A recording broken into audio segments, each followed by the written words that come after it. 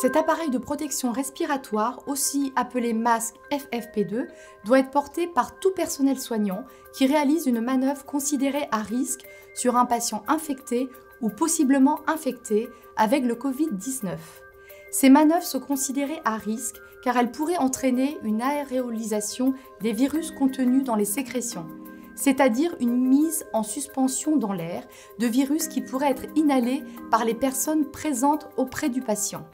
Il s'agit de l'intubation ou l'extubation d'un patient, les procédés de ventilation non invasifs tels que VNI ou Optiflow, le prélèvement nasopharyngé réalisé pour le diagnostic, la bronchoscopie, l'aspiration trachéale, l'aérosol, les soins chez les patients intubés à risque de déconnexion accidentelle du circuit tels que la toilette ou le retournement du patient, les soins de kinésithérapie respiratoire.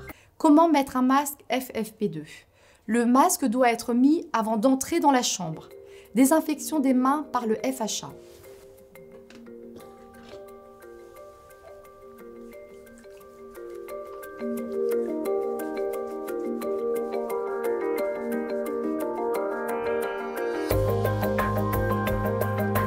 Prendre un masque dans la boîte en veillant à ne pas toucher les autres masques.